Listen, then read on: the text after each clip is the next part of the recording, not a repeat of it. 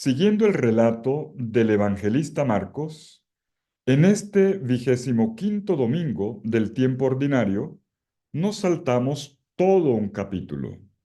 Llegamos al final del capítulo 9 y escuchamos en él el segundo anuncio de la pasión y resurrección.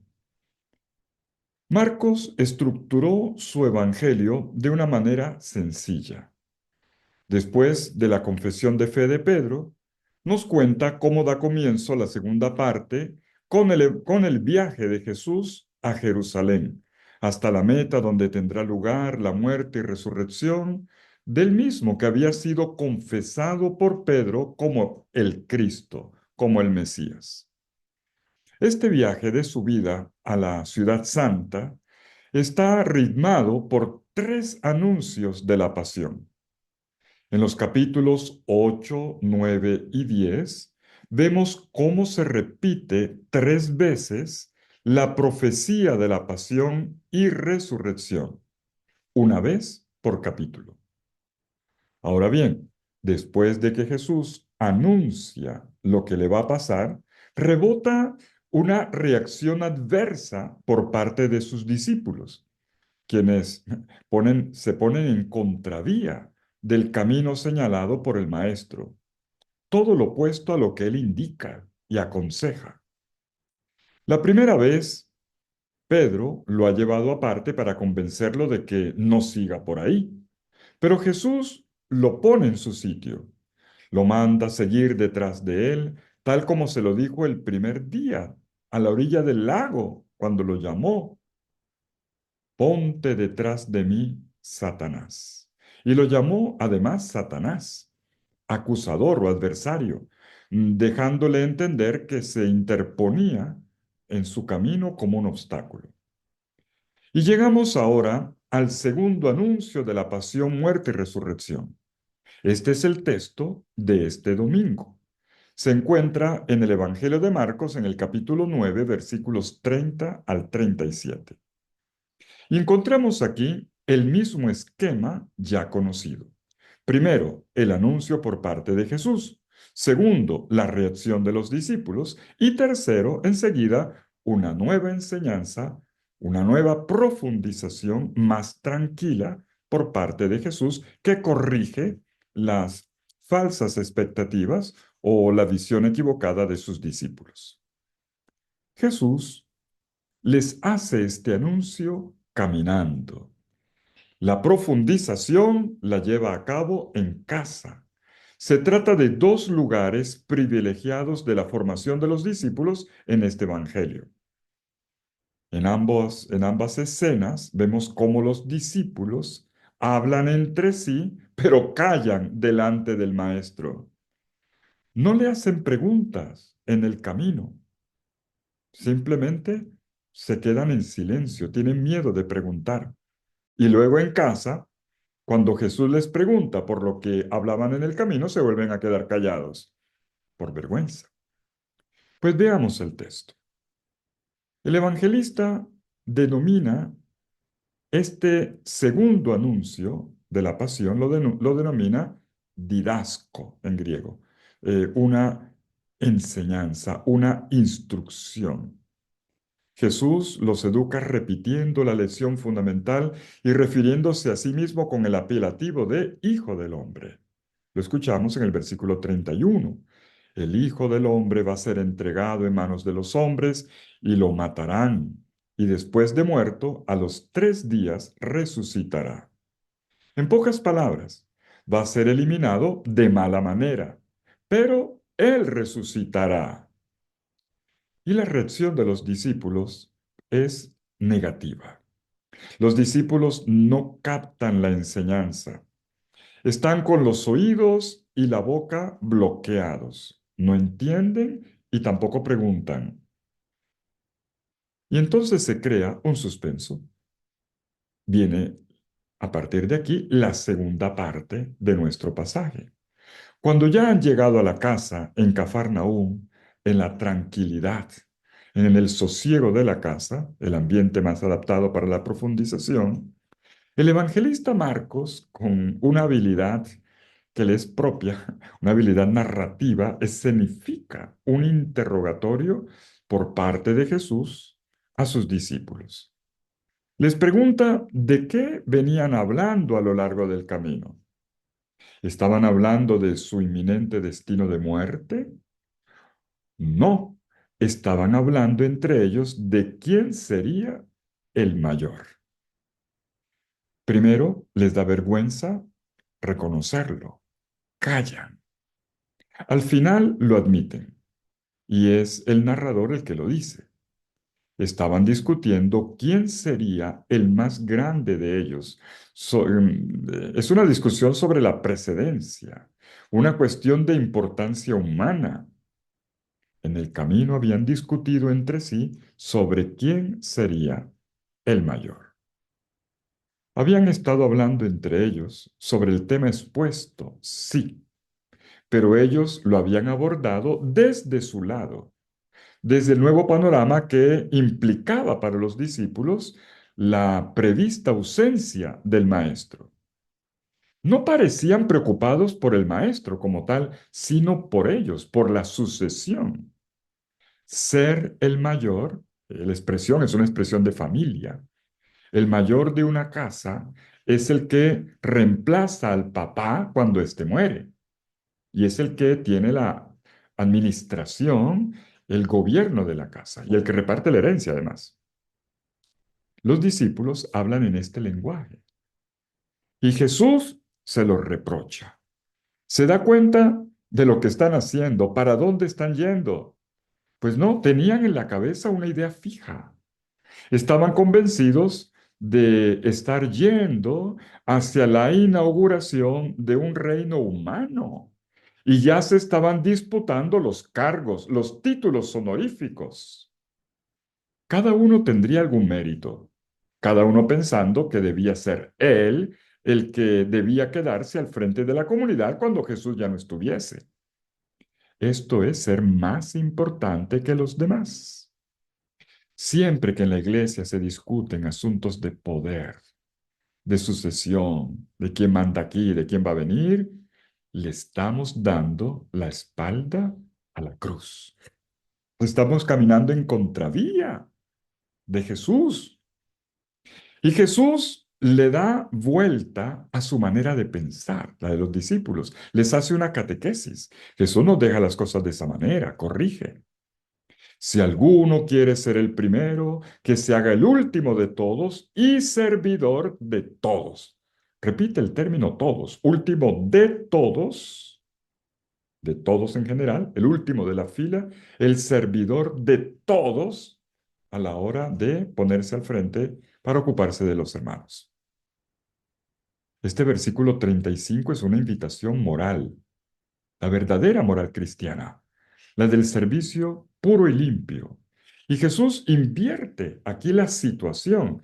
El que quiera ser el más importante debe ponerse de último en la fila y entonces desde ahí servir, desde abajo, no desde encima. Jesús no dice que no haya que ser primero, ni que no haya que ser importante. Se es primero, sí, pero en el servicio, un servicio desde el lugar del último. Y el modelo de esto es el mismo Jesús. Los discípulos están llamados a aprender de Él, a ser como Él. Y esto es lo que Jesús explica con gestos y palabras en los versículos 36 y 37. Y acercó a un niño, lo puso en medio de ellos, lo abrazó y les dijo, el que reciba en mi nombre a uno de estos niños, a mí me recibe. Y quien me recibe, no me recibe a mí, sino al que me ha enviado. En este caso, Jesús toma casi como una parábola viviente a un niño, al cual pone en medio de la comunidad. Él es el centro de la comunidad. Y abrazado a Jesús, se convierte en el modelo. Es la actitud del débil, del pobre. El niño es una voz que no era tenida en cuenta. En la antigüedad no tenía derechos, no gozaba de ningún prestigio. de ninguna importancia, no gozaba de ninguna de tutela o protección. Por eso un niño huérfano quedaba a la merced de cualquiera indefenso. Desde el punto de vista social, el niño no tenía visibilidad. Desde el punto de vista económico, no sumaba, sencillamente porque era gasto, no daba ingresos. Desde el punto de vista de la ley, de Dios, solo tenía derechos, pero no deberes. Y por todo esto era marginado. No contaba ni valía para nada. Esto es el Mesías, un pequeño entre los pequeños. Acoger al Mesías quiere decir tener un gran respeto por los niños, cambiar la mentalidad humana política prepotente para acoger la debilidad, para acoger la humanidad aun si es débil. Y es como propio del niño es el acompañarlo en su camino de crecimiento mediante los múltiples servicios. Y esto es lo que la comunidad tiene que hacer en el seguimiento de Jesucristo. Es así como se vive el camino de la entrega de la pasión. La primera lectura está tomada del libro de la Sabiduría, capítulo 2, versículo 12 y versículos 17 al 20. Es un texto espléndido pero negativo, elaborado con una habilidad literaria excepcional, nos muestra el pensamiento negativo de la humanidad malvada. El libro de la sabiduría, de donde está tomado nuestro pasaje, fue escrito directamente en griego, muy probablemente en la diáspora hebrea enclavada en el ambiente helenístico de Alejandría, en Egipto, y apenas unas pocas décadas antes de Cristo. Este es uno de los últimos textos en ser redactados en el Antiguo Testamento. En este capítulo que leemos, se ponen en escena los razonamientos de los impíos, personas que no tenían ningún respeto ni por Dios ni por la gente. Ellos odiaban y despreciaban a una persona honesta, solo por ser honesta, por no entrar en el juego de la maldad. Y entonces la etiquetan de peligrosa para su vida, por supuesto, para sus intereses malignos. Y entonces proyectan en voz alta una conspiración. ¿Cómo nos vamos a deshacer? ¿Cómo vamos a eliminar a este justo? Porque se trata de una persona honesta, buena, sí, pero incómoda. Su manera de ser tan correcta pone en evidencia el mal comportamiento del impío al interior de una estructura social corrupta. Una persona así da fastidio, es molesta. Y lo es porque su sola manera de ser, eh, tan buena, denuncia ya el juego de la corrupción, el mantenerse incólume de cualquier tipo de, de treta, de maldad, ya es una denuncia. Los impíos entonces quieren quitárselo de en medio y lo hacen poniéndolo a prueba, torturándolo, condenándolo, eliminándolo.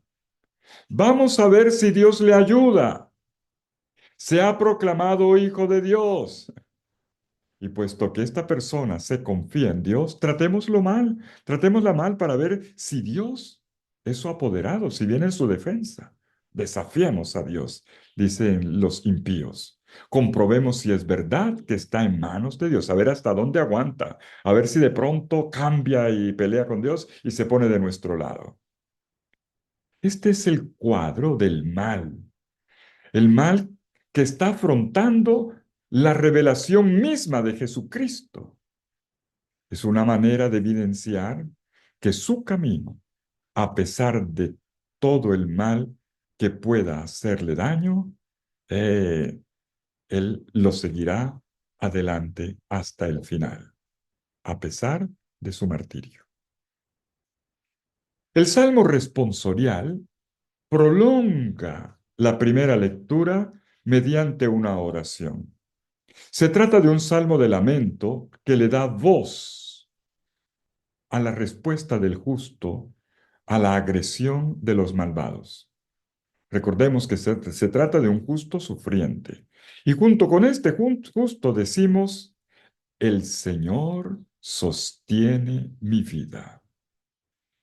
Es el lamento de un pobre perseguido que repite con diversos lenguajes, a pesar de todo, a pesar de todo, el Señor sostiene mi vida.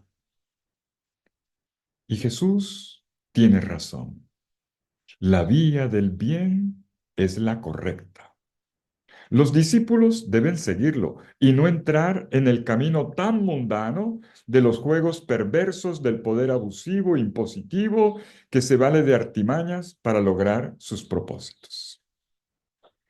La segunda lectura está tomada de la carta de Santiago en el capítulo 3, versículos 16 al capítulo 4, versículo 3.